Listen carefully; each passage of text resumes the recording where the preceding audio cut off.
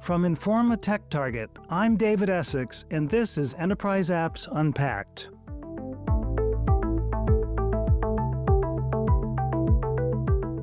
Supply chain management has always been one of the most promising applications of the Internet of Things, maybe even the killer app of IoT. It makes sense that it would be.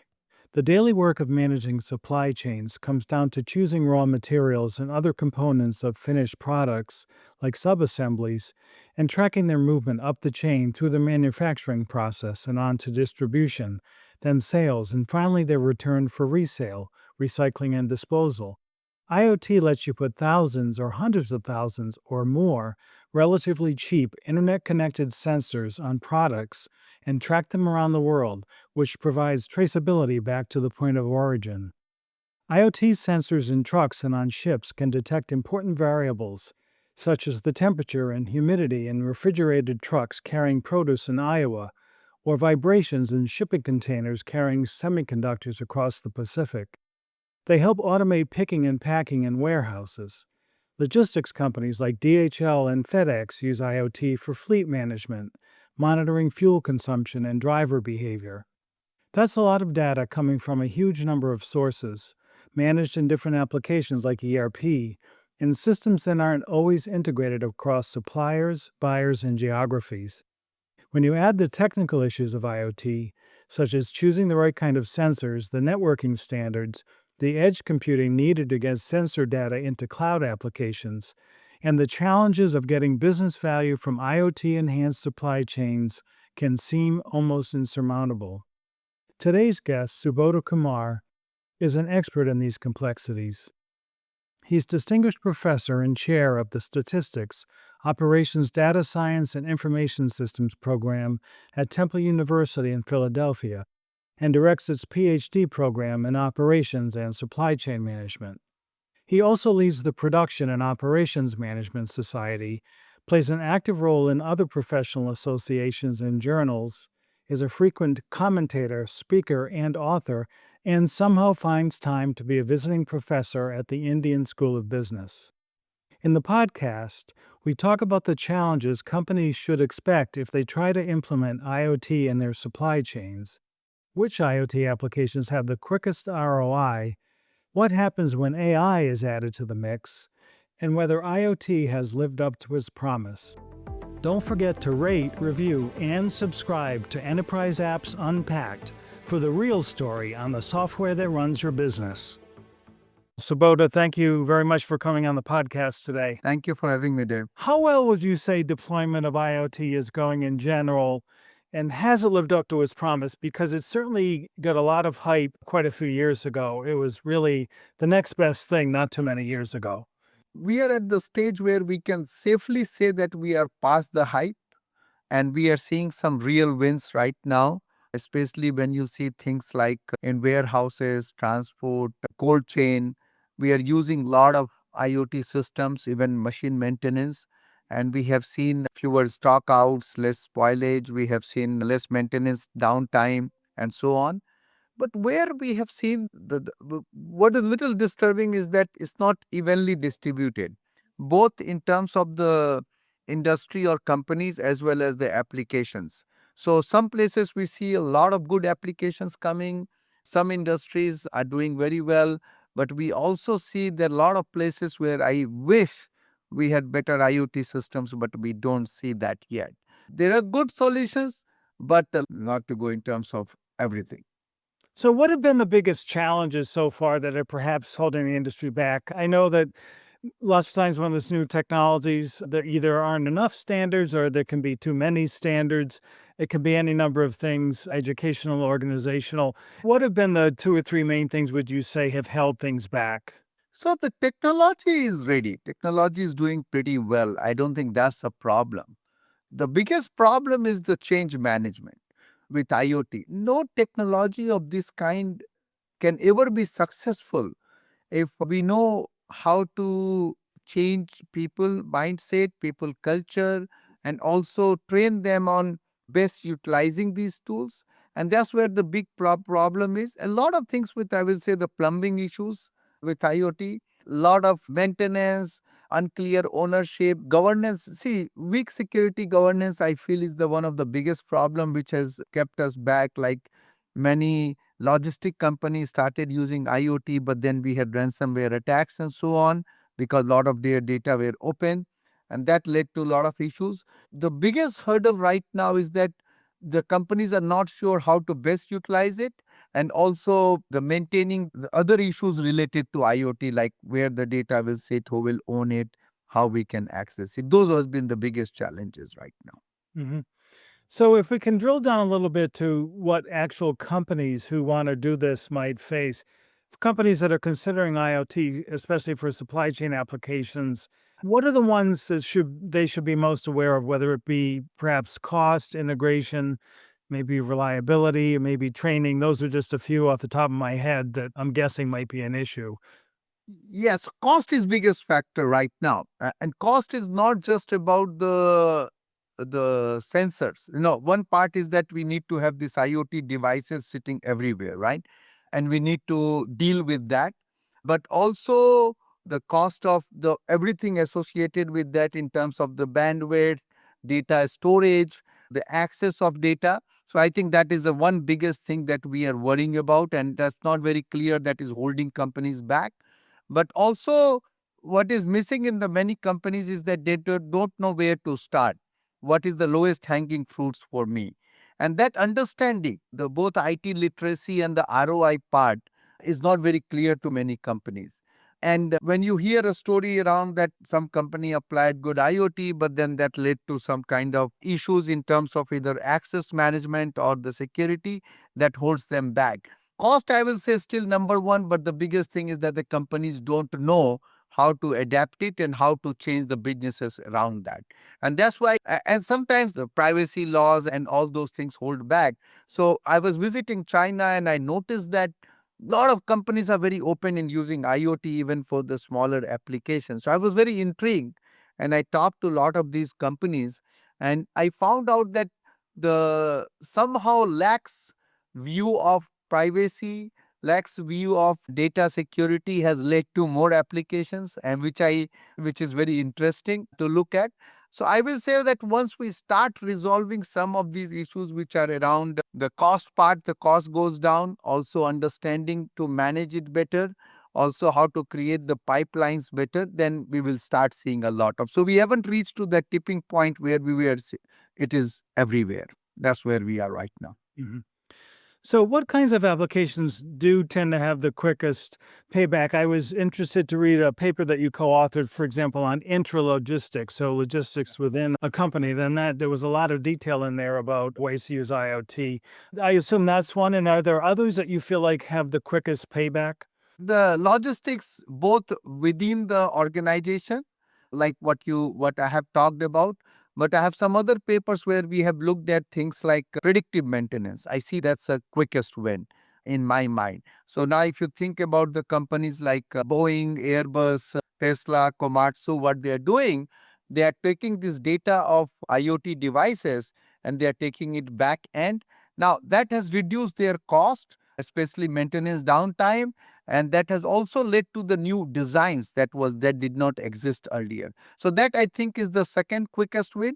The third thing which I'm seeing a lot is into places like where it is going, things with like blockchain, right? We need IoT system for blockchains to work, and where the blockchains are the most critical or the most useful, where we need the more supply chain visibility. Take the example of pharmaceutical supply chain. In pharmaceutical supply chain, we need to know whether we are maintaining correct temperature, correct humidity, perishable goods supply chain. Those are the quickest wins right now to look at. So if you really ask me, the fastest ROI will come from some kind of asset tracking that we can track within warehouses and across, cold chain monitoring, intralogistic productivity tools, predictive maintenance. I will also say all this computer vision counting, those kind of things where we can count it very fast, even segregate. I was in a manufacturing company where they had different kind of metals, and the IoT systems were able to help them in doing segregating different kind of items.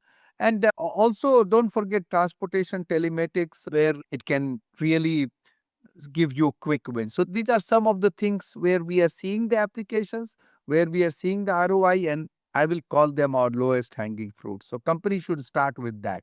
I've always wondered where the IoT data fits in the broader ecosystem of supply chain applications. Some of the big ones like transportation management systems, warehouse management, even ERP. Does the data end up directly in those, or are there other kind of intermediary, maybe lower level applications that it goes into?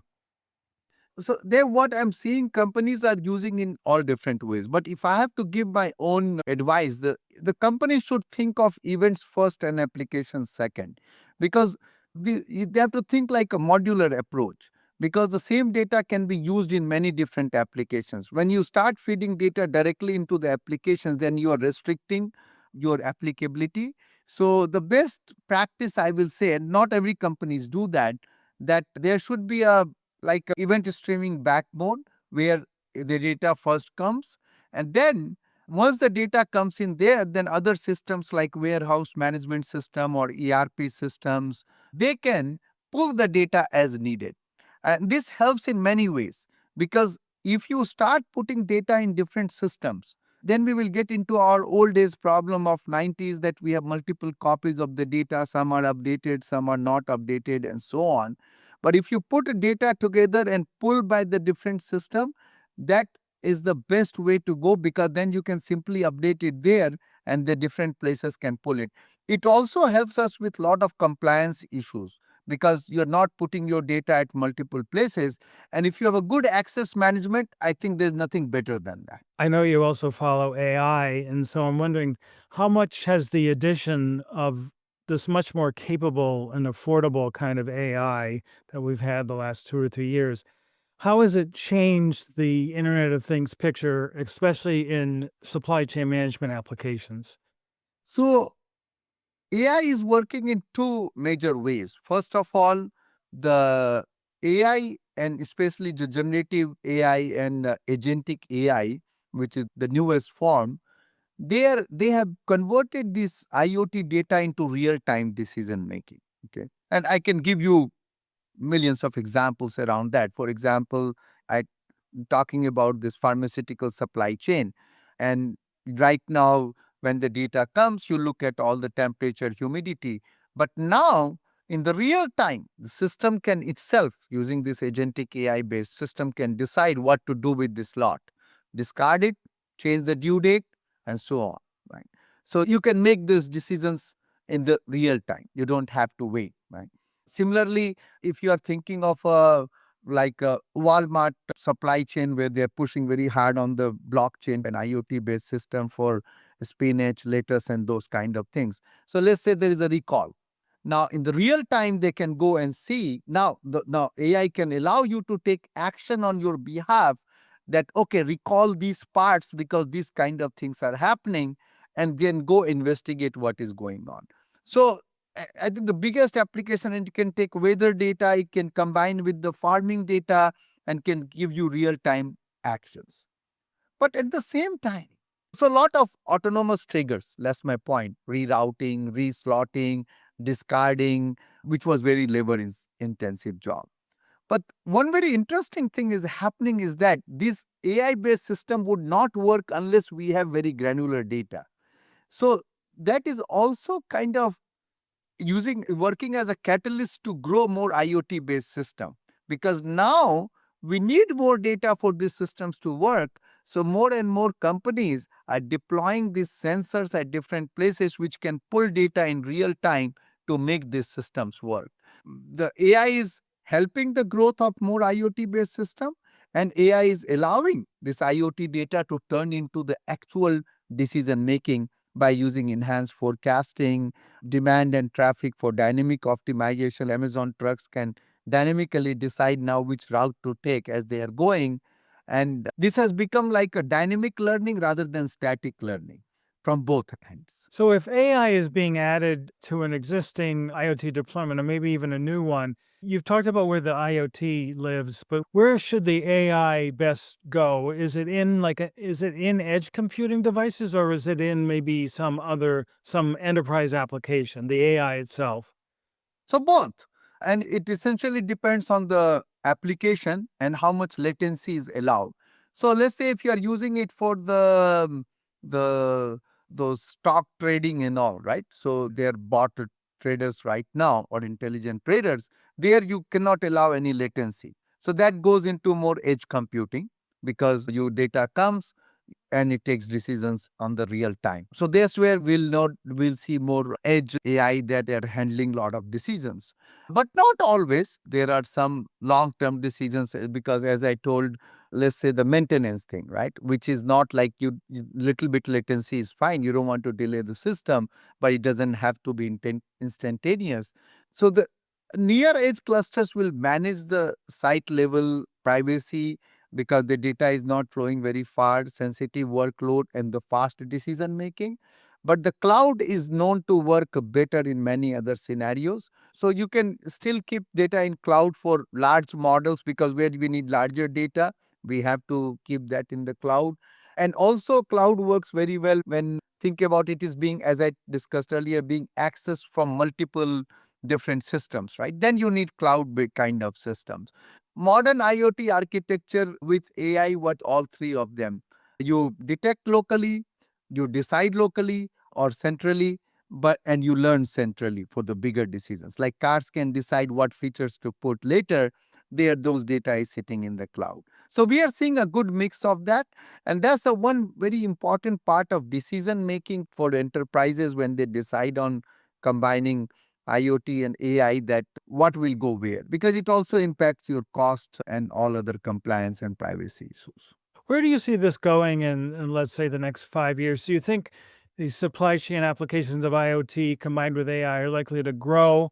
And I'm also curious as to whether there are some other technological advances that us laymen haven't heard about yet, maybe on the drawing boards just over the horizon.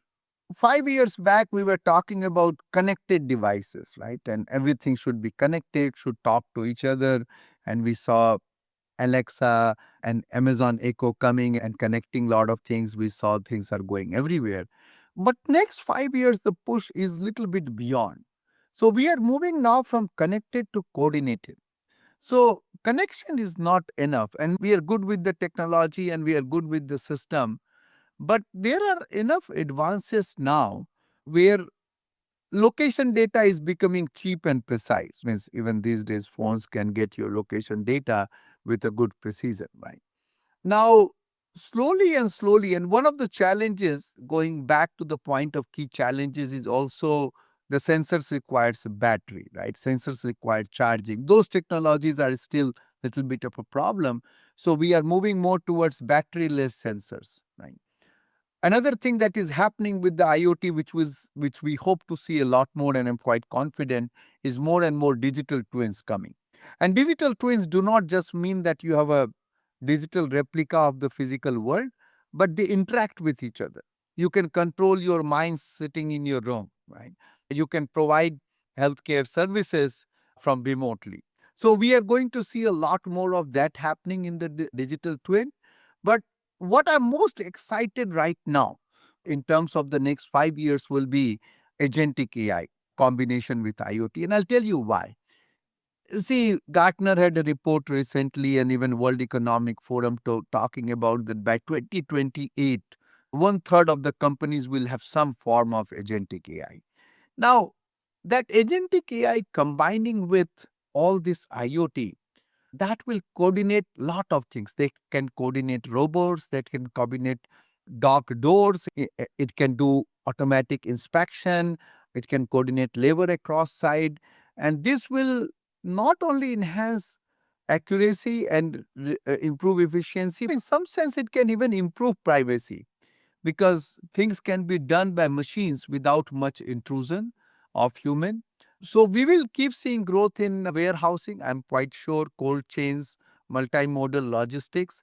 But even in those applications, I'm seeing already that in next 5 years, we will see a lot more autonomous activities and coordinated activities. So that will be the biggest change we will see in next 5 years. If you go beyond that, then I can go a little bit more, put my crystal ball and go more science fictional. But I can say that then we will start seeing that IoT becoming more and more part of daily lives of people. We are not there yet. We have wearable devices and all, but we have not reached to the point. But it will be tracking every movement of human, and that will change lives in many ways. But for that, this is a little bit longer term. So is that the crystal ball prediction that it could be part of everyday life for the average Yeah. person? Or every second life, not everyday life. Everything will be around that. Yeah. Right. Well, Sabota, it's been very interesting to talk to you. Hopefully, we can check in a few years and see how things turn out. I totally agree. I'm going to end on the note that for every company, I will suggest that don't go too big. Start with your two lowest hanging fruit. Start with that use cases. Establish a good data backbone. You budget for not only the devices and the bandwidth, but also for security, device management, machine learning operations. Track your ROI through this. It could be lead time variance, spoilage, and so on. Appoint a product owner and then use those as your champions to go forward. And this pilot kind of style would work very well where we are right now. Mhm. Well, Sabota, thanks again very much for coming on the podcast. Yeah. Thank you, Dad.